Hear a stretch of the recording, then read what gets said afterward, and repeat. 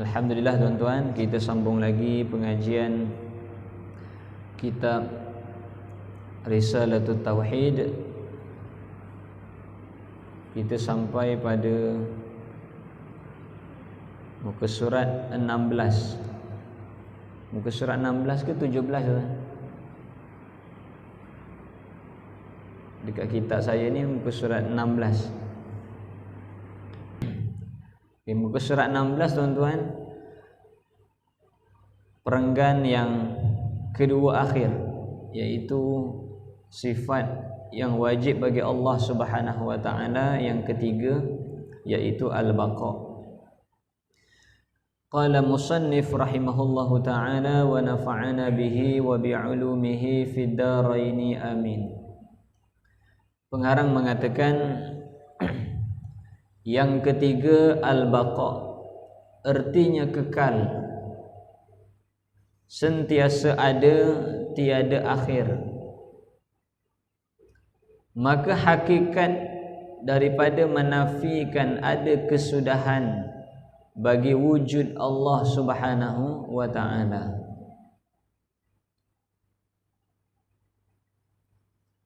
Tuan-tuan,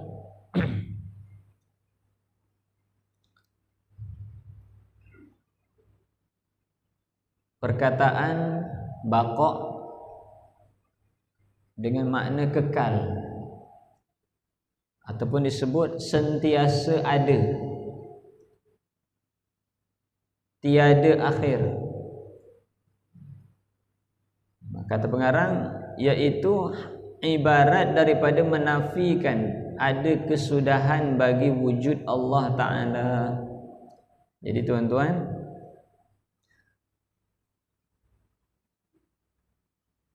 kekalnya Allah Subhanahu wa ta'ala itu tidak sama seperti kekalnya makhluk. Makhluk ni ada yang kekal tak tuan-tuan? Ada. Contohnya apa? Contohnya roh. Roh tidak binasa. Roh ni tidak akan hancur. Maknanya makhluk yang Allah Subhanahu wa ta'ala akan kekalkan. Selain itu tuan-tuan, syurga, neraka, dan ada beberapa lagi. Adapun yang lain daripada Tuhan, jika yang kekal tiada binasa selama-lamanya, tetapi bukan dinamakan kekal yang hakiki, yakni yang sebenar, bahkan kekal aradi, yakni kekal yang mendatang. Jadi kekal makhluk ni tuan-tuan, kekalnya mendatang. Kenapa? Kerana dikekalkan. Seperti syurga, neraka,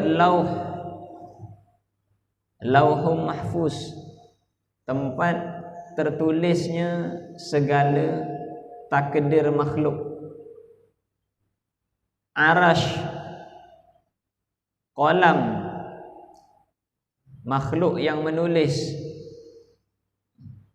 segala makhluk yang Allah Ta'ala perintahkan untuk tulis takdir-takdir makhluk, di mana di lahum mahfuz.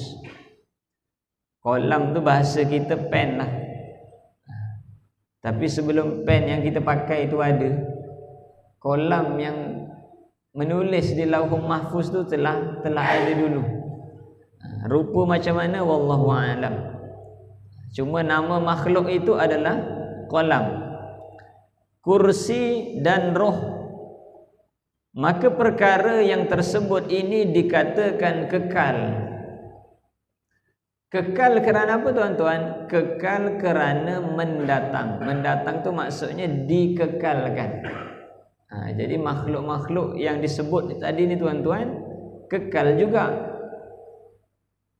Baqa', tapi baqa'nya itu disebut sebagai mendatang, aradi, yakni kekalnya itu bukan sebenar, bukan hakiki.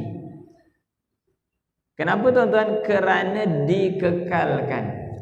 Adapun Allah Subhanahu wa taala, zat Allah, sifat Allah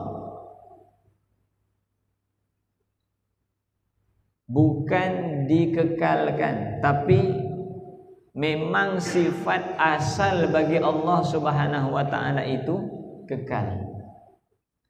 Adapun kekal dengan makhluk ni tuan-tuan, kekal bukan sifat asal bagi makhluk.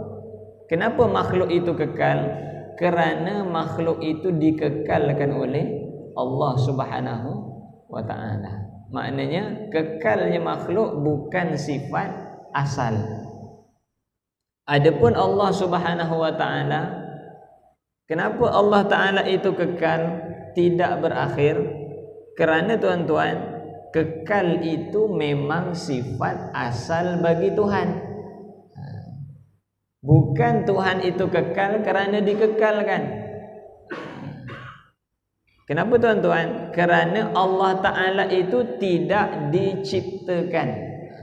Allah tidak diciptakan.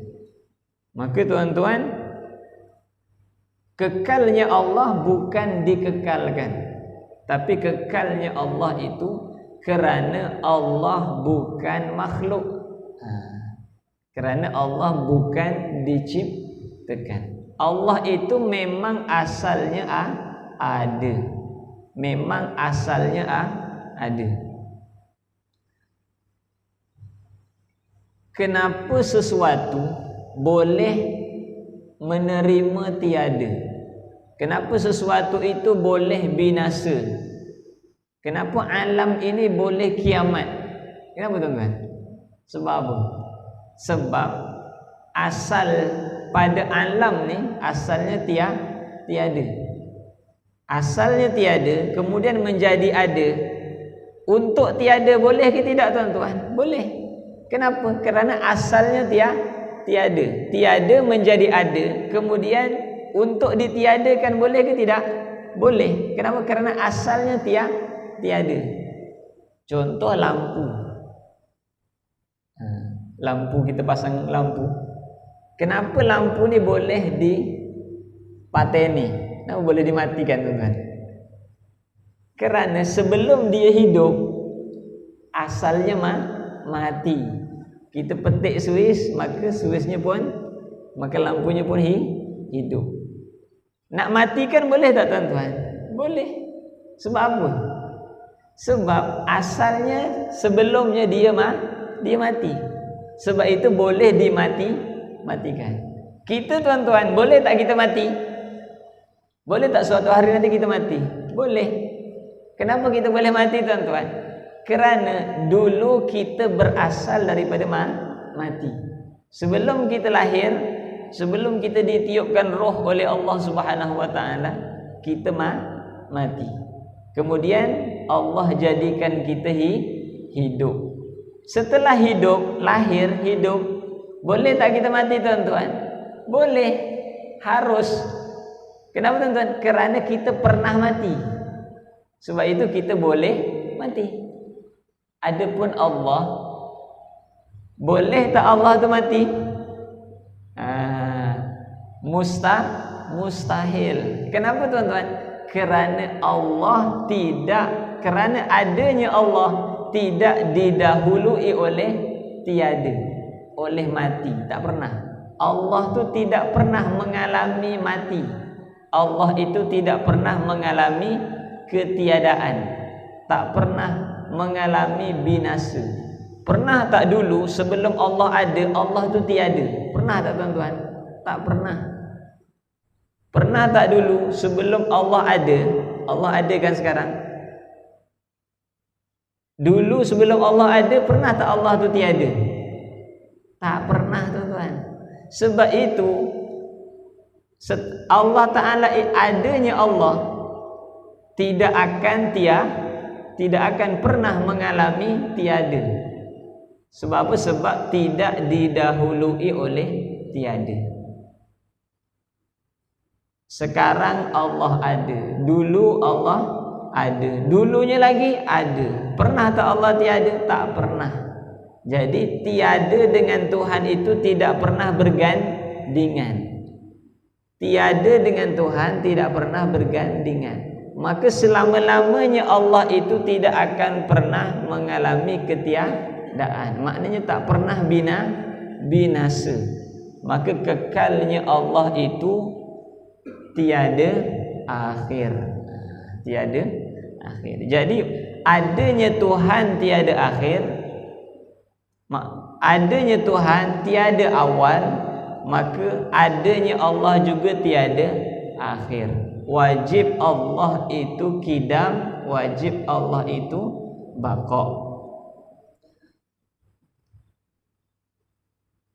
Kemudian kata pengarang lagi,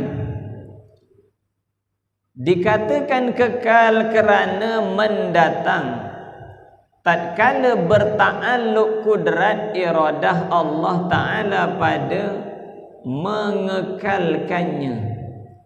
Jadi kekalnya makhluk-makhluk Allah Subhanahu wa Ta'ala ini tuan-tuan, kerana berta'alluq dengan kudrat, kuasa dan kehendak Allah Subhanahu wa Ta'ala. Kenapa syurga neraka itu kekal? Kenapa tuan-tuan? Kerana kehendak Allah mengekalkannya, kuasa Allah yang mengekalkannya. Adapun Allah Subhanahu wa Ta'ala, kenapa boleh kekal? Kerana Allah itu mengekalkan dirinya sendiri. Tak ada tuan-tuan, kan? Kerana memang sifat Allah tu kekal, kan? Bukannya Allah itu dijadikan. Allah menjadikan dirinya sendiri, tak.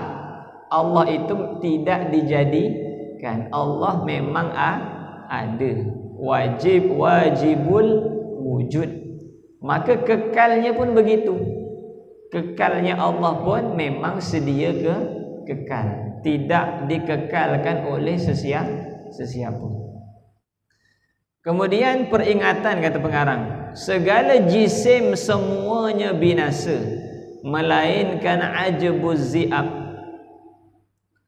yakni tulang kecil seperti biji sawi.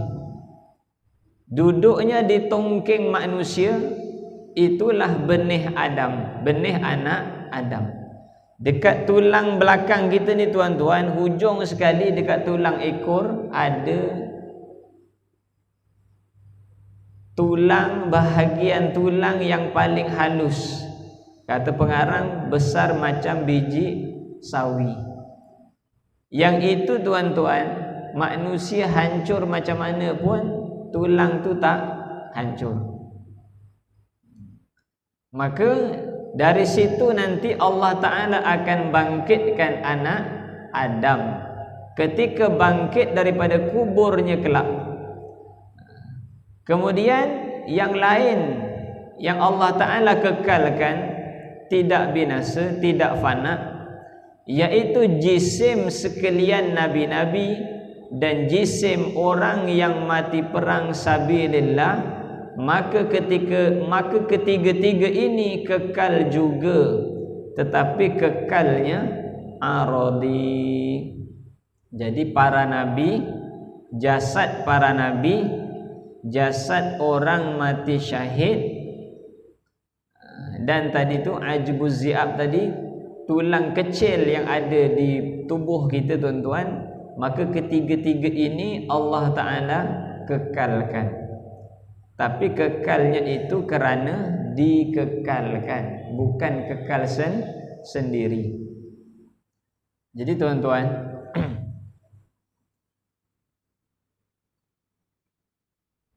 kekal, jasad yang kekal itu ada juga dalam hadis-hadis Nabi SAW yang lain disebutkan, antara orang yang jasadnya kekal itu adalah orang yang hafaz Al-Quran. Dalam masa yang sama dia menghalalkan apa yang Quran halalkan, dia mengharamkan apa yang Quran haramkan. Maknanya dia beramal dengan Quran. Maka dia beriman dengan Quran, dia beramal dengan Quran, bukan sekadar hafaz sahaja. Kerana musuh-musuh Islam juga ada yang hafal Quran, kan? Orientalis barat, kan, yang nak rosakkan Islam, mereka pun study juga, belajar tentang Islam. Ada yang hafal Quran 30 juzuk, ada yang hafal Bukhari, Sahih Bukhari, kan? Tujuannya apa tuan-tuan? Tujuannya bukan nak beriman, tujuannya nak rosakkan Islam. Maka orang macam tu Allah tidak kekalkan jasadnya. Antara lain juga yang Allah Ta'ala kekalkan adalah orang yang tidak pernah lupa kepada Allah Subhanahu wa Ta'ala setiap saat dan keadaan. Kemudian kata pengarang lagi, yang demikian nyatalah perkara yang diiktibarkan, yakni dianggap permulaan dan kesudahan itu terbahagi kepada 3 bahagian.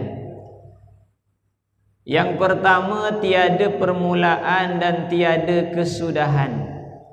Yang tak ada mula, tak ada akhirnya siapa tuan-tuan?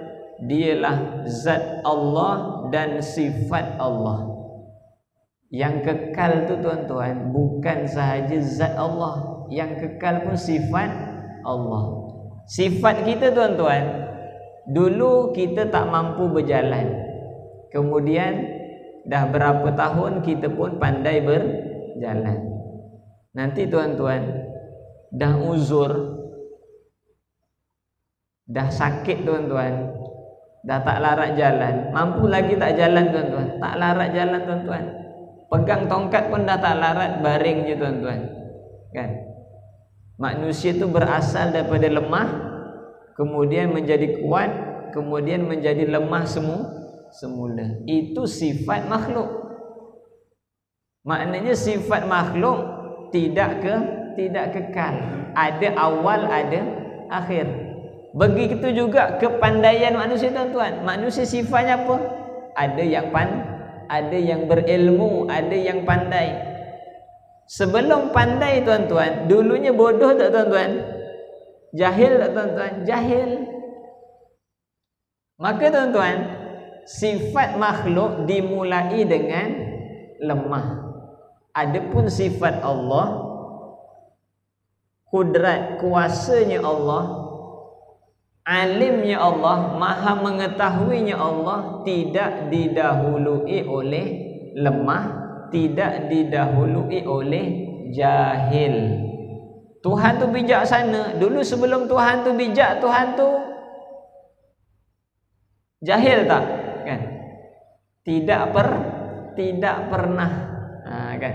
Maknanya segala sifat kesempurnaan yang ada pada zat Allah Subhanahu wa Ta'ala, semuanya tidak ada awal, tidak ada akhir. Bukan sahaja zatnya. Yang ini kena faham tuan-tuan. Kerana kalau orang beriman seperti itu, sama macam orang Yahudi. Dalam kitab-kitab Yahudi tulis Allah itu ada ngantuk, kemudian ada rehat, kemudian ada nganggur. Kenapa tuan-tuan? Kerana mereka menganggap sifat Tuhan itu ada awal, ada akhir. Kudrat Tuhan, ada Tuhan tu kuat, nanti Tuhan tu dah lemah, rehat. Nanti dah ada tenaga balik, kuat balik. Sifat Tuhan tak macam itu tuan-tuan. Yang macam itu sifat kita.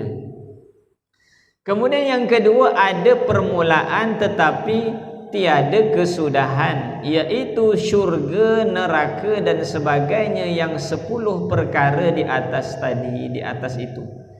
Yakni makhluk yang ada permulaan, kemudian Allah Ta'ala kekalkan, tidak berakhir. Yang ini kena faham tuan-tuan, kena faham.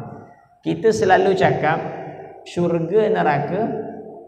Dalam Quran sebab tuan-tuan, khalidina fiha abada. Syurga, neraka ni kekal selama-lamanya. Boleh tak perkataan selama-lamanya itu kita letakkan pada Allah? Allah tu kekal. Kekal Allah tu selama-lamanya. Boleh tak kita sebut macam tu tuan-tuan? Ini nak sebut betapa detail terperincinya ulama tauhid tentang tauhid kepada Allah Subhanahu wa taala. Allah tu kekal kan? Kekal Allah tu sampai bila?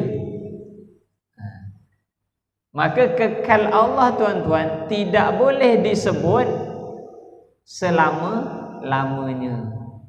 Tak boleh ditanya sampai bila. Kerana yang disebut sampai bila, yang disebut selama-lamanya itu, abada itu tuan-tuan, adalah berkait dengan masa. Maksudnya berkait dengan waktu, tempoh. Bila berkait dengan tempoh, maknanya itu sifat bagi makhluk. Maka tuan-tuan, Allah Ta'ala tidak boleh disebut kekalnya selama-lamanya. Allah Ta'ala itu kekalnya adalah tidak berakhir. Itu perkataannya sebenarnya. Kerana kalau kita kata syurga neraka kekal sampai bila? Selama-lamanya. Allah kekal sampai bila? Selama-lamanya. Sedarjat tak tuan-tuan? Sedarjat. Satu taraf. Satu taraf sama tak? Sama. Bila sama syirik tak tuan-tuan? Syirik. Itu yang kadang-kadang tak perasan. Allah tu kekal sampai bila kan? Ada setengah orang dia tak nak fikir. Sifat Allah ni tak payah fikir kan? Fikir panjang-panjang nanti jadi gila isim. Hujungnya jahil lah sampai bila. Ada sebahagian orang pula dia nak fikir sifat Tuhan, tapi fikir tanpa ilmu. Hujungnya gila isim. Lagi-lagi jumpa guru yang salah. Maka tuan-tuan, kekalnya Allah mesti difaham dalam bentuk salbiyah. Sebab itu sifat daripada sifat yang kedua sampai sifat yang keenam namanya sifat salbiyah. Terjemahnya mesti bermula dengan nafi. Apa makna salbiyah? Maknanya nafi. Kidam apa maknanya? Jangan terjemah hanya sedia. Terjemah tidak berawal. Baqa terjemahnya apa tuan-tuan? Tidak berakhir. Jangan kita hanya terjemah kekal. Jangan kita hanya terjemah sampai bila-bila Tuhan tu ada. Jangan sekadar itu. Kalau sekadar itu nanti jadi setaraf, sedarjat dengan makhluk-makhluk Allah yang Allah kekalkan. Syurga, neraka, arasy, lauh, roh dan sebagainya. Jadi sama. Maka sebab itu ulama perincikan supaya kita faham dalam bentuk penafian. Sebab itu kalimah syahadah kita mula dengan la ilah. Tidak ada Tuhan. Tidak ada yang macam mana? Tidak ada awal, tidak ada akhir. Jadi fahamnya begitu. Jangan faham kekal Allah sampai bila? Sampai selama-lamanya. Sedangkan Allah itu tidak ada kait dengan masa. Kenapa tuan-tuan? Kerana sebelum masa diciptakan, Allah sudah ada. Maka Allah tidak berada dalam ruang masa. Maka Allah itu tidak ada kait dengan tidak ada bergantung pada makhluk. Wallahu a'lam. Mudah-mudahan tuan-tuan ada satu poin lagi tuan-tuan. Yang ketiga iaitu makhluk yang ada awal dan ada akhir, iaitu ada permulaan dan ada kesudahan, iaitu segala makhluk yang lain daripada 10 yang tersebut di atas itu. Jadi selain makhluk yang Allah Ta'ala kekalkan ini tuan-tuan, ada makhluk lain, ada makhluk, maknanya selain itu Allah Ta'ala akan binasakan. Bila kiamat semua makhluk Allah binasakan. Wallahu a'lam. Mudah-mudahan sedikit perkongsian ini bermanfaat tuan-tuan. Allah jadikan sedikit ilmu ini bermanfaat menambah iman kita, menambah takwa kita kepada Allah Subhanahu wa taala. Semakin hari semakin kenal kita kepada Allah Subhanahu wa taala. Yang kita sembahyang fardu 5 kali sehari itu, mudah-mudahan solat kita lebih ma'rifat kepada Allah Subhanahu wa taala. Wallahu a'lam. Bismillahirrahmanirrahim. Allahumma anfa'na bima 'allamtana wa 'allimna ma yanfa'una. Allahumma faqihna fid din wa 'allimna at-ta'wil wahdina ila siratikal mustaqim. Wa sallallahu ala sayyidina Muhammad wa ala alihi wa sahbihi ajma'in. Walhamdulillahirabbil alamin. Sekiranya ada salah kata saya mohon maaf ya tuan-tuan. Aqulu qawli hadza wa astaghfirullahal azim li wa lakum. Assalamualaikum warahmatullahi wabarakatuh.